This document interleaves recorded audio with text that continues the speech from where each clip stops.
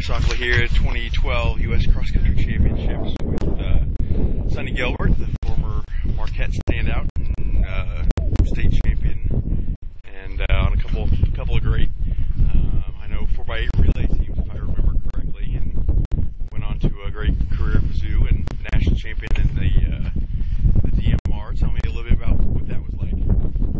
Surreal. It was very surreal. And it was, well, let me jump. Well, go ahead. Sorry, too many questions. Specifically about the national championships? Well, in your career and being one of the finalists for Woman of the Year. And yeah. So, about my career. It's a lifestyle, and it's something I've been very lucky to keep in my life post-grad. 10 years now, I guess. And keep getting faster at some distances. Clearly not at others. I don't know if I'm ever going to touch my 800-meter time. But, you know, I have fun.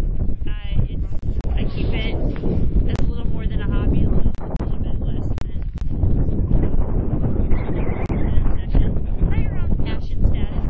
Maybe super passion. But, you know, I have a lot of fun. I meet a lot of really great people and forge friendships. And as I've moved around the country for grad school and postdoc and then it's been a great way to continue to meet fun people and start new friendships. Talk to me about that. Was 2001 at DMR national title? I know, facing North Carolina, Lane and Alicia, and 4 women all from Missouri, who being now coach from a Missouri woman also and former All-American. Tell me what that feeling and those emotions were like running around the track and well leading up to that, and then running around the track with those roses. That whole season just kept getting better and better. We kept picking up momentum every time we raced. We kept chipping away at our time, and finally going to the nationals as one of the top seeds. We said, you think in the back of your mind that maybe you could win it, but right. you know that everybody out there is equally deserving, equally working just as hard as you are, and then you just say, well, I'll just get out and I'll run my race, and whoever shows up will show up, and right. and I'll race them too. And the great part about it being a team was that we were all in it together. Yeah. And so running around with the roses was excellent. I think my cheeks hurt afterwards from smiling so much. And then when you finally get to sit down and think about what just happened, it doesn't hit you for a while. Right. It doesn't hit you for a while. And it's just so neat, obviously, 4 women from Missouri, but even, it's not like just St. Louis or Kansas City, kind of almost, not quite 4 corners, but, Pretty close to 4 corners. Yep. So Moberly was Cherry Hill, Moberly and Marie was St. Joe, and then where's Nevada. Ashley was from Nevada. Yep. Yeah. So it's good to see that, Facebook and social networking has really allowed everybody to kind of keep in touch. And so while we're not all best friends, we're definitely, keep tabs on each other. Right. And just see the success that Anne-Marie has had and in running, and the success Ashley has had professionally has been kind of fun. And then you took off to Boulder after Mizzou and started a master's and PhD program. And did you start getting into triathlons then, or had you dabbled before? Or? I had dabbled in the off season. Yeah. At Mizzou, probably much to the chagrin of my coaches. Right. But I spun it as cross training, and right. I knew I was always sort of interested in the sport, and I used cycling as a great way to get some effort on my legs without getting the running pounding. Right. And it was kind of a way to keep longevity in sports. Right. I picked up triathlon because when I went to Boulder, all of my running friends were triathletes. Right. And they pretty much said, you have to do a triathlon. And I kept hearing that, you have to. And so I joined the triathlon team out there. Of course, CU Boulder has #1 collegiate triathlon program in the country. Right. Many times over.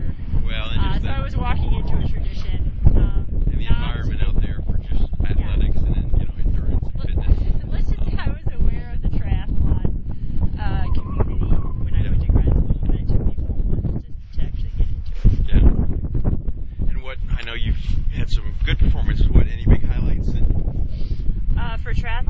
was amateur national champion in 2006. So that was not just age group, but all. And then a couple times I finished top 10 at Worlds in amateurs. Professionally, and what are those distances? that's Olympic distance, but without the drafting. So it's shorter. So it's a 1,500 meter swim, a 24.5 mile bike, so 40K, and then a 10K run. That was a lot of fun. That distance really, really suits me. I went up to the half Ironman when I was a pro and did probably 15 to 20 halves. And I won a couple. Won Pacific Crest, half Ironman. I raced at Wildflower. I finished 6th there one year, which, Wildflower is kind of a world-class field. I got in the swim and looked around me and saw 3 world champions. It's kind of heady. Right. Yeah. But, whenever I did triathlon, I showed up to just have a good time, to really test myself, because honestly, during triathlon, and especially when you race as a pro, there's no one on the course with you. Yeah. Maybe a volunteer here. Right. But, Yeah. you definitely have to show the finish. Yeah. So you're really just out there in the elements, and it helps that I like being outside more than I like Yeah. So, and then even have to mention not only the athletic success, but the all around the NCAA Woman of the Year finalist. Is that right? That's right. I was one of 10 finalists for NCAA Woman of the year that Kim Black won. She was, of course, an Olympic swimmer, so very deserving. Yeah. But it was very humbling to be in that. Yeah. And to actually see myself on ESPN. Yeah. Also very humbling and kind of exciting. Right. Yeah. Oh, that would be a thrill. Yeah. For anybody. They broadcast the results, or the banquet, the announcements, everything. So they had a little bio in each woman. Yeah. That was a finalist. So. And then Anne-Marie also was the next following year. Anne-Marie definitely outdid me. She went for a finalist for NCAA Woman of the Year, and she was also, I think, a top 8. Okay. Which is a little bit more elite than you get men and women. Yeah. So you finished your PhD then, you said? At Yeah, CU? my PhD in biochemistry. Okay. It's like the chemistry of life. Yeah. And that followed after my undergrad. My undergrad was also in biochemistry. And, that was science has always been something I've been interested in ever since I was little, and messing around with my dad's tools and, just studying plants in the yard and anything I could get my hands on, really. Yeah. So, when you get a PhD and you get to be in the lab, you get to play it. Right. High level of play, yeah. Yeah, so now it feels like people pay me to play. Right, yeah. So you've been back in St. Louis for a year and a half now or so? Year and a half. Okay. I'm sure you miss the mountains, but enjoy kind of being close to a lot of family and friends, though. I do. I don't have much family in the area anymore, and they scattered. Yeah. But I definitely have a lot of friends, some old, but some new. Yeah. A lot of really good new friends, too. St. Louis has changed since I've been here. Yeah. In some ways not. But it's definitely gotten a lot more fit, followed the national trend. Right. A lot more bicycle races, running races. Big River is obviously a huge boom for the area. As well as Big Shark. Yeah. And, putting on races and just getting people out the door. Yeah. So what was the had you been trained or running with the group at all in the Big River team at all lately, or was this such a big deal that why not don't let it pass you by? Or I've actually been running with Big River for a little over a year now. Okay. I last winter went out to their Wednesday night speed workouts, and I used it to train for a spring half marathon. And it was such a fun experience that I kept up with them over the summer, going to occasional workout, doing a race with the team at Hospital Hill, and contacted Ben about another spring half marathon, and then said, "So would I be dead last at USA Field Cross Nationals?" And he said, "No, you wouldn't. That would you should do it." I said, "I think I will." Yeah. So for the first time in 10 years, I put on spikes. Right. my calves hurt. Yeah, I was going to say, it's almost so hard out here that you're going to be hurting with those spikes. I'm going to go stand on a slant board when I get home. Yeah. Pull out the biofreeze.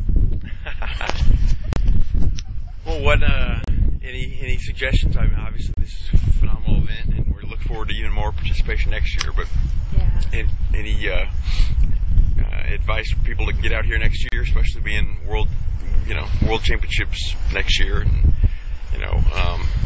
I would have loved to see more, and I fault myself for not trying to spread the word more, but try to get some of these high schoolers out here and see some of these pros, and even toe the line against some of these top American record holder Molly Huddle.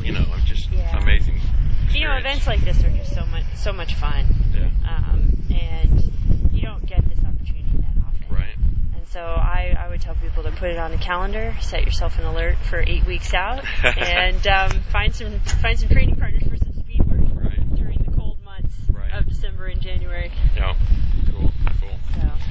Well, thanks for the time, and enjoyed hearing some about your successful career and what you're doing now, and we'll be looking through those race results, all kind of race results in the coming up. So I appear often. What's next on the schedule? Anything? Castlewood Cup in 2 weeks. Okay. Then I'll be racing the Go St. Louis Half Marathon and the St. Patty's Day race as well. Cool.